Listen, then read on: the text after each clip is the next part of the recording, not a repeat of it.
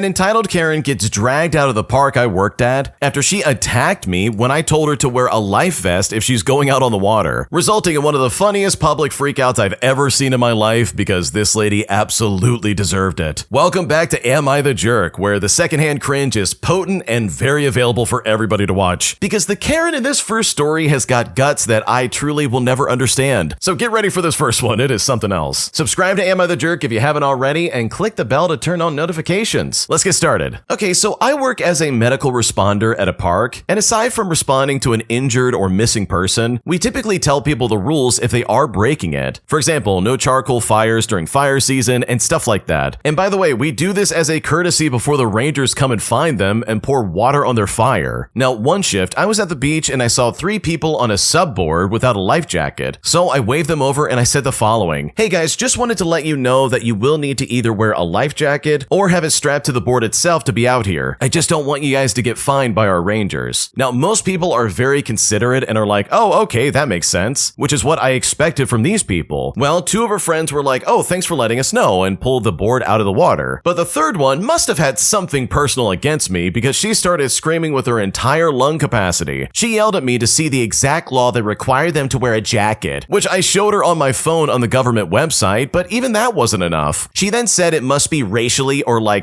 orientation motivated, that I specifically targeted her group instead of the other boat in the water who were also not wearing a life vest. Now, all the ones along the beach had either a life vest or had one strapped on their boat, which I also explained, and that every 2 hours our search and rescue boat goes out to see if anyone's drowning and if the boats have life vests on them. Well, at this point, she then grabbed her phone and started recording me, demanding my name and saying that she will report me to my supervisor. Now, at this point, I have not raised my voice once, and honestly, I've been really calm, but it's right here that things get really weird, because it's here where this lady grabbed my arm and tried to direct me to where there was allegedly a person not wearing a life vest while also still screaming at me. Now, I understood that it wasn't a malicious move to try and hurt me, but at that very moment, I lost my calm, and I told her in a loud and stern yelling way to never touch anyone without their consent, especially if they're yelling at them. She then stopped for a moment and then started to demand that I show her proof that she grabbed me. By the way, she's been screaming at me for the past 5 minutes now, so almost everyone in that section of the beach, which is roughly 40 people, were already staring at her. The only people who seemed to not care were her friends who were sunbathing right next to her without saying anything, which I found really funny if I'm being honest. But I was already tired, so I told her that she needed to leave the property. Now, she refused, saying that I don't have the authority, and demanded for my supervisor, which I explained is unavailable at the moment. She then said, "Well, I don't need to leave," so I asked her again, and I told her that I do have the authority to ask her to leave, or else I will need to call the rangers. Well, once again, she still refused. So I called up the rangers, who very quickly showed up and asked her to leave. She then looked at the rangers, which is essentially the police equivalent at my park, and said that they don't have the authority and that she can stay here if she wants to. But with that, they literally then just grabbed her and dragged her out of the park, screaming and yelling about how they can't touch her. And I gotta be completely honest, it was really entertaining to watch, so I decided to tag along. When she saw the local police waiting for her, she started crying and begging to go back. But eventually, she was charged with trespassing and barred from entering the park for the rest of the season. Her friends, by the way, this entire time were standing next to her without saying a word, and decided to stay until the park finally closed. After the whole incident, I lended her 2 friends life vests, and they were very chill people compared to their friend. They were also apparently very shocked to see her like this. And I don't know, it just seems really weird to freak out over a life vest because literally I was just trying to help them out and save their life. Bro, you had to have something seriously wrong with you or some kind of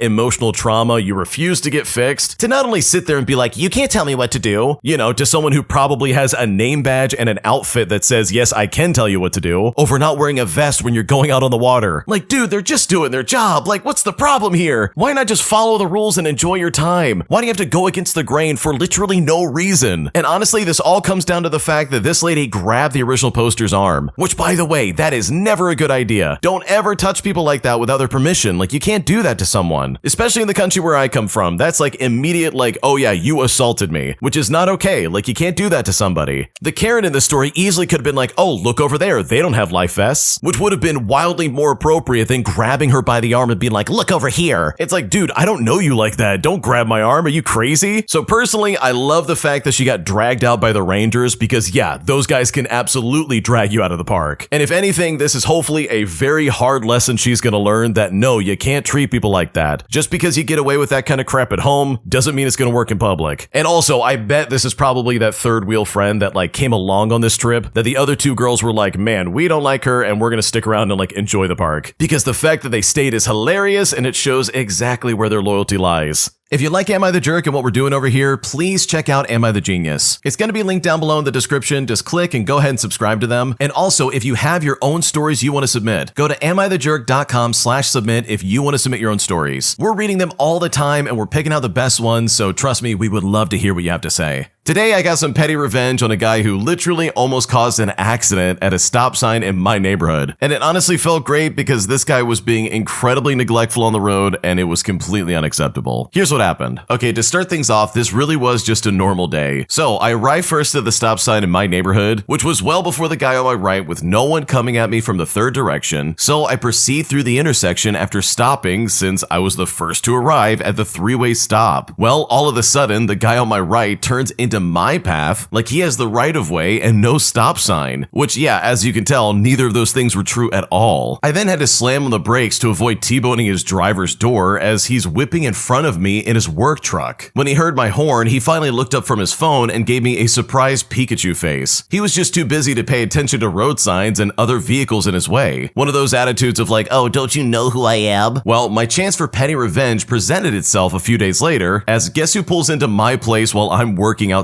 Yeah, the guy who doesn't know how to stop at stop signs. He's the same man that in that same work truck with the same large company logo on it from the previous day who decided to just blast through the stop sign. He told me that he was working in my neighborhood at another house, which is like, yeah, I noticed, dude. And when he was driving by, he said that he saw that I could use those same services, which once again is just him admitting that he doesn't watch the road. But as you can probably imagine, there was zero chance I was giving this guy any money, especially after almost causing a wreck due to his gross negligence. But when he asked if I could walk around my place and quote me, I said sure. Go ahead and let me waste several minutes of your time as my petty little revenge. Well, this guy never did call back, and honestly, I'm really glad that he didn't, because I never intended on helping him out, especially after almost causing an accident. Okay, I'm gonna put on my tinfoil hat here, especially with like other people in the comment section of this post basically saying the same thing. But like, dude, you better believe this guy probably took one trip around your house, realized that you're the guy that he almost hit and said, oh my god, I gotta get out of here. Like, that's the reason why he didn't call back. Holy crap. He put two and two together real quick when he was walking around your place and he probably saw your car. So that's hilarious to me. I love that so much. I love the fact that you got some really nice and well-deserved revenge against this guy, especially since he almost caused an accident.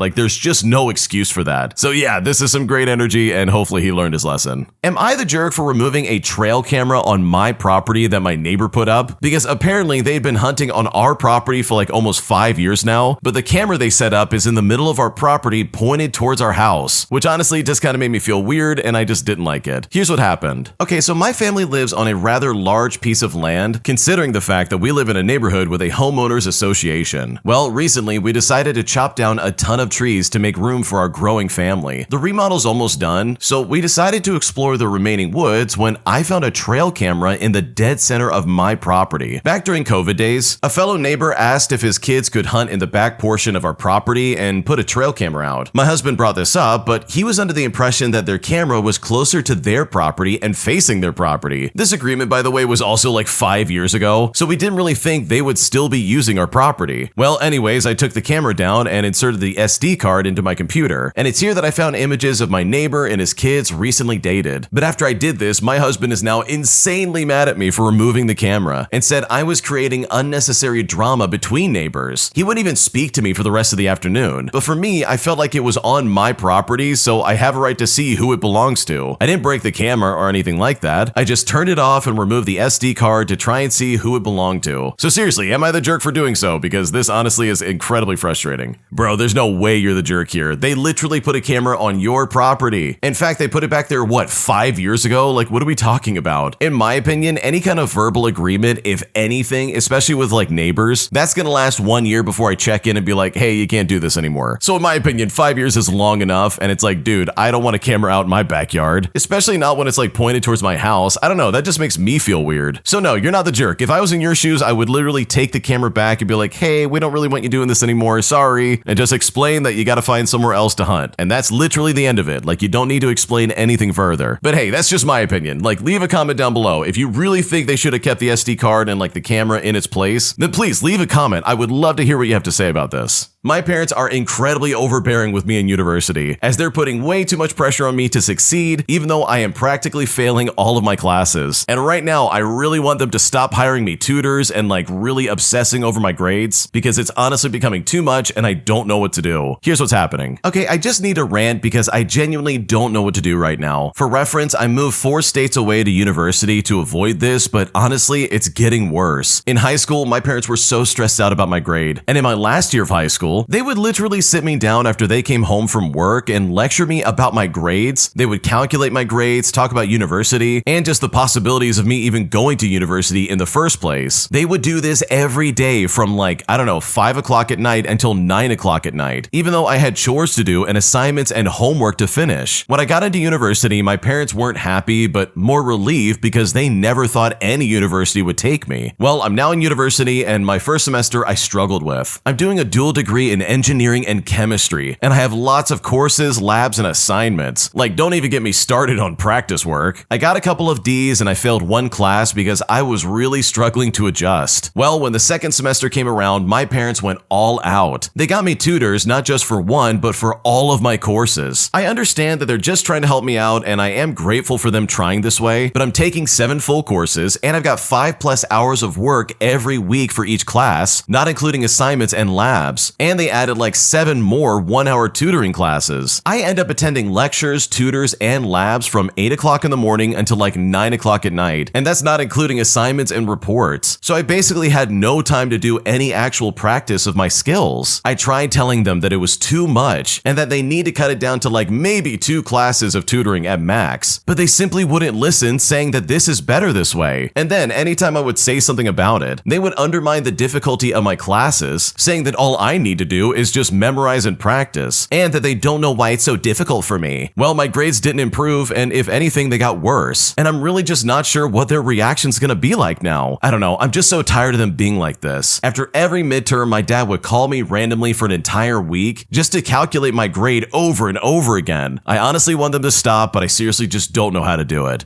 Okay, first off, holy crap, you have a dual major of engineering and chemistry? Like, bro, holy crap, those are 2 very hard degrees to get like anything done in. And they are literally full-time jobs in and of itself, and you're doing 2 of them. So trust me, I believe you when you say, dude, I've got no time. I literally have no time. You're practically working 12 hours a day, Monday through Friday, if not more on the weekend, just to try and stay caught up on homework and other assignments. And that sounds like a nightmare workload. Like, I gotta be honest with you, that does not sound easy at all. And then your parents step in and they're just making it worse, even if their intentions are nice, where they're like, oh, don't worry, just memorize and study more and we'll get you more tutors. And it's like, no, dude, I need free time to get stuff done and like, I don't know, work it over in my head, or at least like learn the material, because right now I have no time. Also, if the first semester is any indication, it might be time to scale back a little bit. Like, maybe it would be a good idea to major only in engineering or only in chemistry instead of both. Like, that really does sound like way too much, and I just don't think it's gonna be possible, especially if you hate your life like this, dude. Like, this is just not feasible in my opinion. So hopefully this works out, and hopefully you can like, I don't know, pump the brakes a little bit, or at least explain to your parents that like, dude, I cannot be pushed like this. I'm being wore out and I'm literally burning the candle at both ends, because that's what it really looks like. And honestly, you probably should be careful of burnout, because that's probably what's going to happen next. My bartender coworker leaves his shift change unfinished every single time, leaving a mess and stacking dishes everywhere, essentially putting me in a really bad situation right in the middle of happy hour. And after dealing with this for so long, and after trying to talk to him many, many times, I'm honestly at my breaking point, and I seriously just don't know what to do. Here's what's going on. Okay, so I work at a restaurant bar in Toronto with opening and closing bartenders. During shift change, the opener is expected to restock, reset the station, and make sure the closer is set up. And closers do the exact same thing for the next morning. Well, the problem is that one bartender, who I will call Bobby, regularly leaves no garnishes, he leaves low stock, he leaves dishes piled up, and basically a messy station, which is brutal because changeover happens during happy hour. Recently, I came in for a closing shift and the bar clearly just wasn't ready. Bobby seemed more focused on making drinks than finishing the handoff. I then told him that he needed to restock first. I'll handle the drinks because otherwise it'll be double the work. Setting up for my shift, then doing my close later. whatever. Eventually, it turned into an argument in front of the staff and the guests, which I didn't want. For context, we've both been there since opening about 6 months ago, so everyone knows the routine by now. I've also heard similar frustrations from other bartenders. I'm not trying to get anyone fired or create drama. I just want teamwork and a proper handoff so nobody gets buried because someone else skipped their responsibilities. Additionally, even his closes aren't the best. We have a bar team group chat, and one team member, let's call him Paul, was fired because they called Bobby out by name multiple times. And this is all due to like multiple mornings after Bobby closing being atrocious. I really miss Paul and we work so well together, but right now I'm stuck with Bobby. So seriously, how do you handle this situation? Do I talk to him privately again or do I go to management? I'm not gonna just accept doing extra work because that's really not fair to me. What should I do?